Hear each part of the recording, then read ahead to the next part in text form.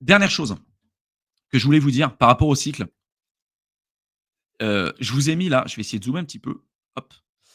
Je vous ai mis donc le suivi du cycle dans lequel on se retrouve aujourd'hui. Donc là, c'est la courbe en rouge, d'accord? Le cycle dans lequel on se retrouve aujourd'hui par rapport au cycle précédent. La courbe en verte, c'est le cycle de 2020-2021.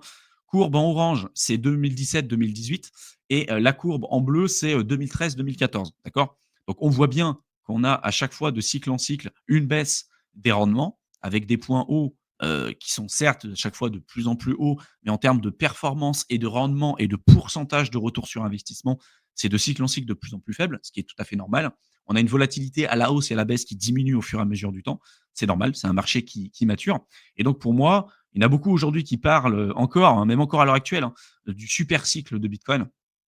Ça veut dire qu'on irait breaker ça. C'est-à-dire que là, il y en a qui parlent d'un Bitcoin à 600 000, 700 000 sur ce cycle, donc d'ici 2025, ou 1 million de dollars sur 2025, pour aller chercher en fait les performances qu'on aurait eues sur les cycles d'avant.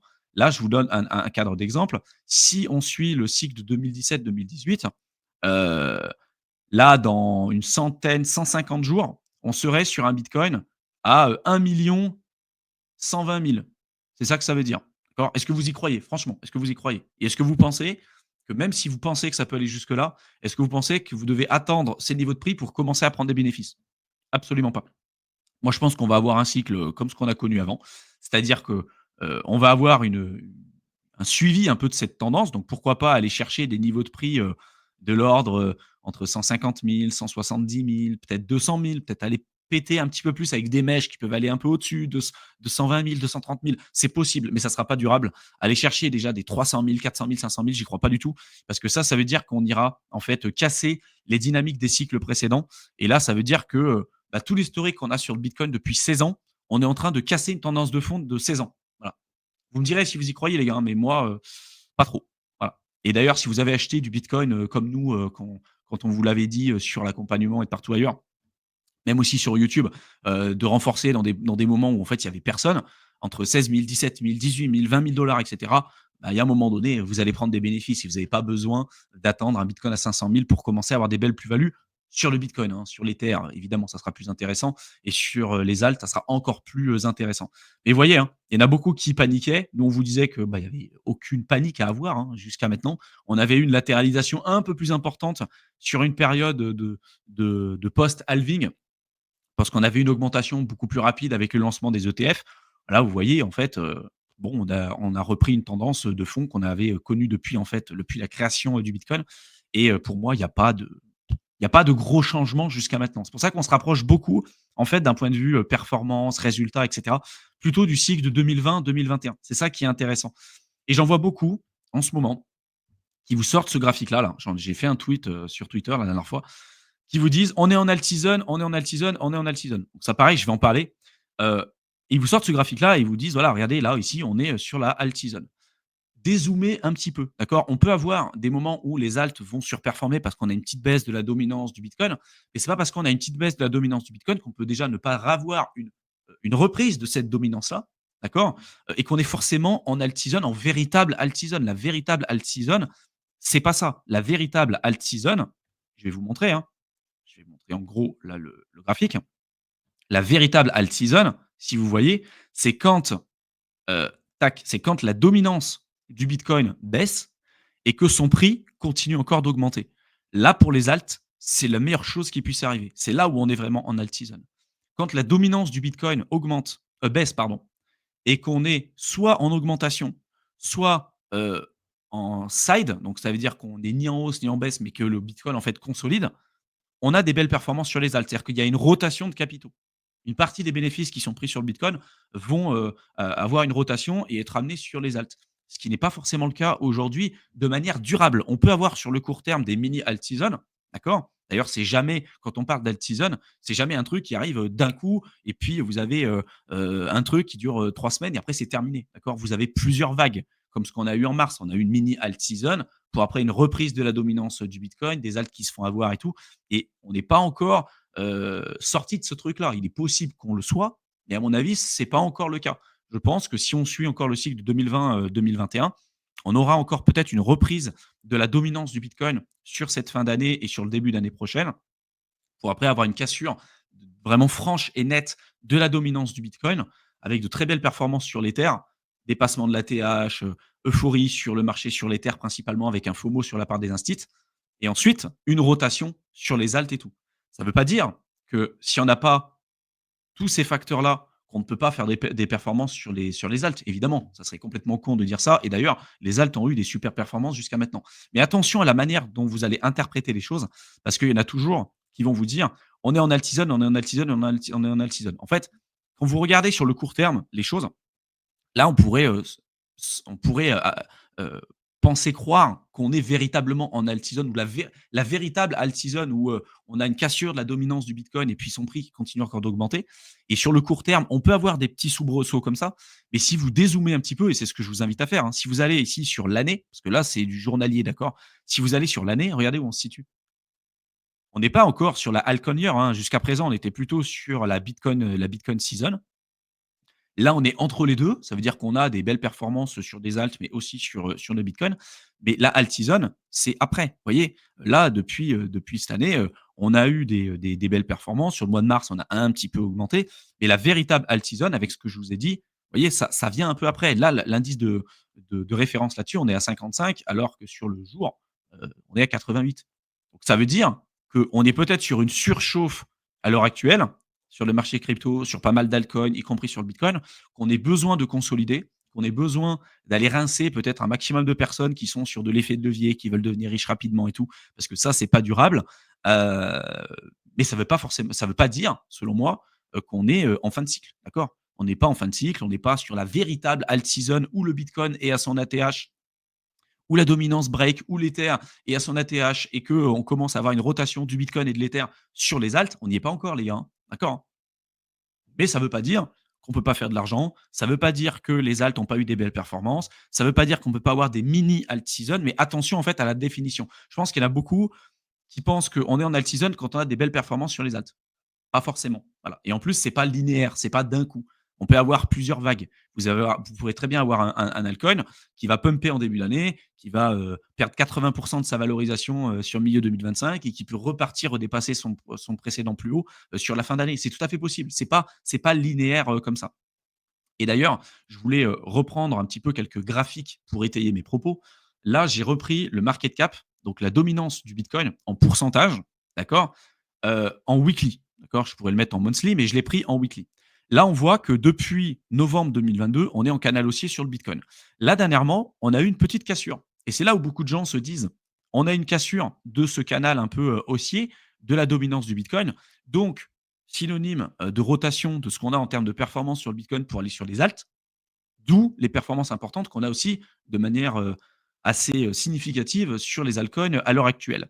Par contre, attention, vu qu'aujourd'hui on est quand même en train de suivre, principalement le cycle de 2020-2021, on verra.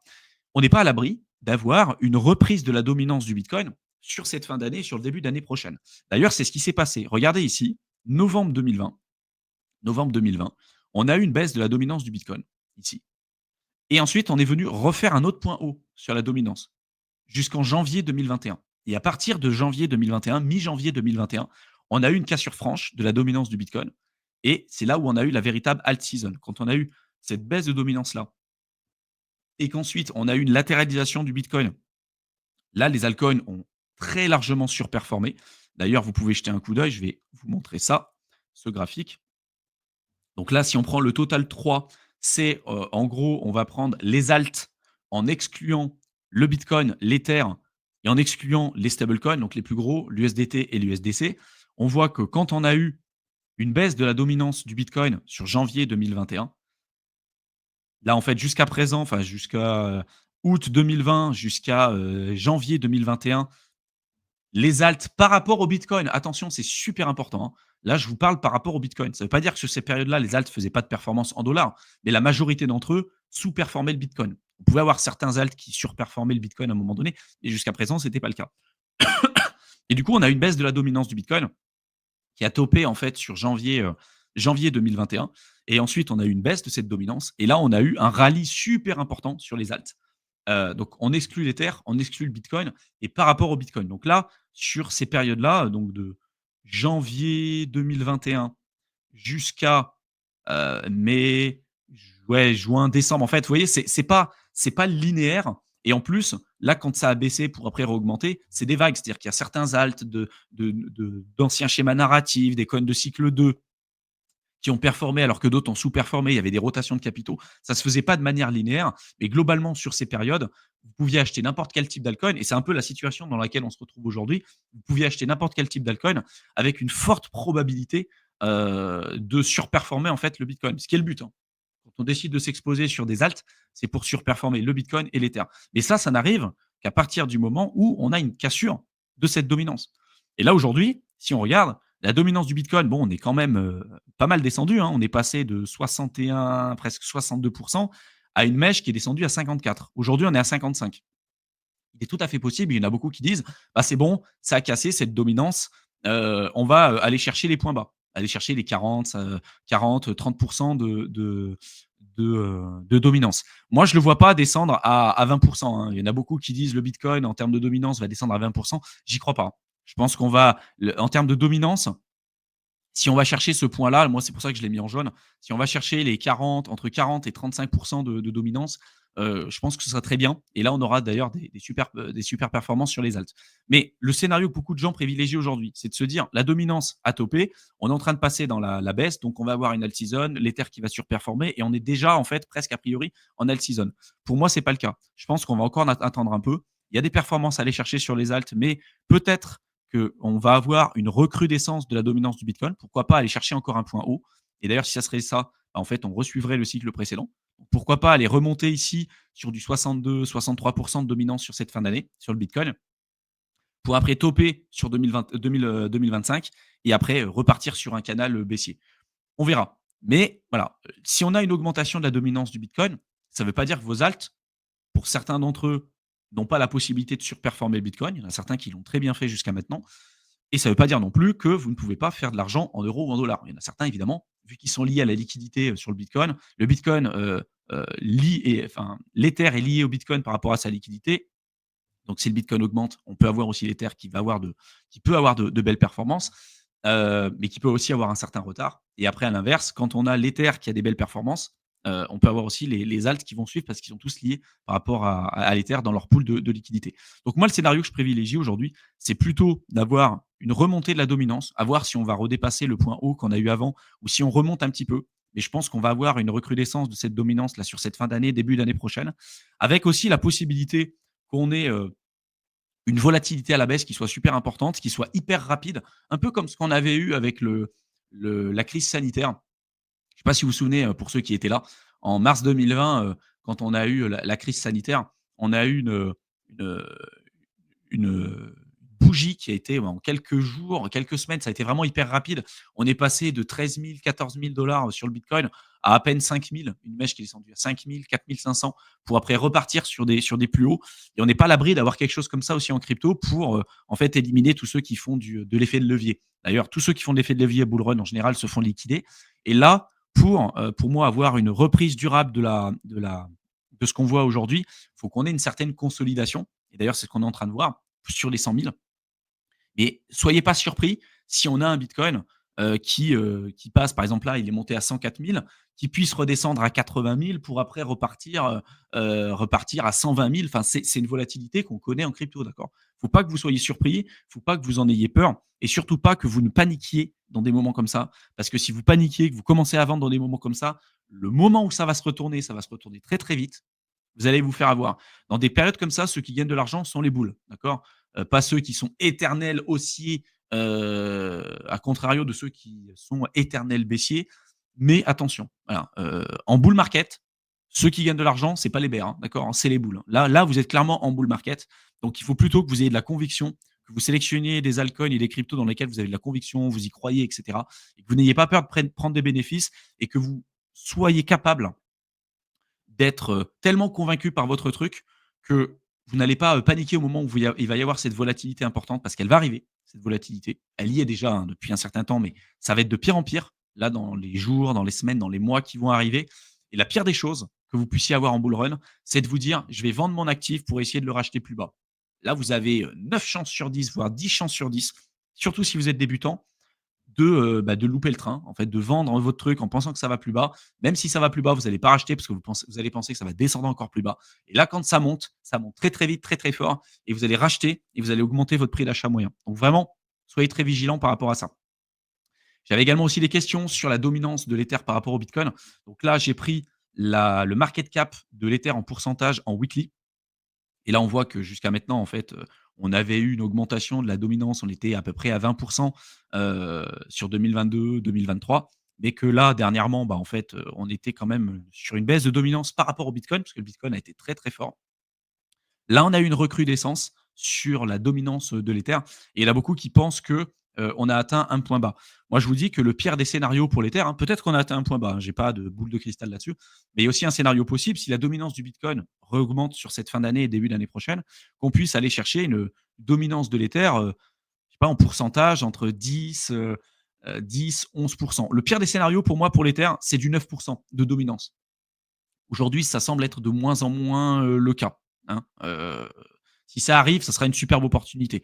Il y en a qui parlaient d'une dominance de l'Ether à 7 7 c'est l'équivalent du cycle de 2019-2020 avec un Ether à 100 balles. Voilà, c'est ça que c'est entre 70 et 100 balles. Si jamais ça arrive, évidemment que ça sera super intéressant pour pouvoir en acheter. Mais voilà, moi, la zone que je vois ici de support, c'est plutôt celle-ci. Peut-être qu'on a atteint un point bas ou alors si la dominance du Bitcoin reprend encore des couleurs sur cette fin d'année, début d'année prochaine, on peut aller chercher les 10-11 et ça sera toujours intéressant d'acheter de l'Ether sur ces périodes. Si on prend le cas de l'Ether par rapport au Bitcoin en weekly, bah, on voit qu'il a sous-performé en fait le Bitcoin depuis des années, bah, depuis le cycle de 2021 en fait, hein. Depuis la alt season de 2021, il a sous-performé et du coup, il y en a beaucoup de Bitcoin maxi, qui, bah, en général sortent du bois quand on est dans des périodes comme ça, qui disent: «Regardez», en fait, ils vont s'amuser les mecs à vous prendre un graphique comme ça. Ils vont se mettre comme ça les mecs, ils vont faire un truc comme ça, ils vont bien agrandir la volatilité. Voilà, ils vont faire comme ça et ils vont vous dire: «Oh regardez l'Ether, faut pas en acheter, c'est pourri, c'est de la merde, ça fait que baisser». D'accord. Alors moi, je vous invite quand même juste à prendre un peu de recul. Voilà, regardez. Oh, comme par magie, on peut s'amuser à dézoomer un graphique. Il y en a certains, des mecs qui sont depuis 7 ans en crypto, ils savent pas dézoomer un graphique. Voilà, donc là, je vous ai dézoomé quand même un graphique. On va même le mettre en mensuel. Allez les gars, on va s'amuser. On va le mettre en mensuel. Hop, on va zoomer un petit peu. Et là, est-ce que vous voyez pas une tendance de fond là? Donc là, je vous ai mis l'Ether par rapport au Bitcoin en mensuel, d'accord? Même les Bitcoin maxi qui se disent: «L'Ether, c'est pourri, c'est de la merde» et cetera. Je vous rappelle quand même que pendant l'ICO de l'Ether, un Bitcoin, ça valait 200 balles au moment où il y avait l'ICO. 200 balles de Bitcoin, donc un Bitcoin, au moment de l'ICO, vous pouviez avoir l'équivalent de 2000 Ethers. Depuis sa création, l'Ether surperforme le Bitcoin de 3 fois en performance. Que tu ne sois pas, enfin, que les Bitcoin maxi ne soient pas convaincus de l'Ether par son côté fondamental, peu importe. Si ton objectif en tant que Bitcoin maxi, c'est d'accumuler plus de Bitcoin, ce qui est le cas pour beaucoup de personnes, avoir de l'Ether jusqu'à présent et depuis sa création, ça t'aurait permis de multiplier ton stack de Bitcoin 2-3 fois depuis sa création, en moyenne, de cycle en cycle. Donc, il y a un moment donné, c'est toujours pareil. C'est un peu ces gens-là, pour beaucoup d'entre eux, pareil, ne sont pas bêtes, mais pour beaucoup d'entre eux, jouent un rôle ou alors ont une volonté de simplifier le truc en te disant toutes les cryptos, c'est de la merde, sauf Bitcoin.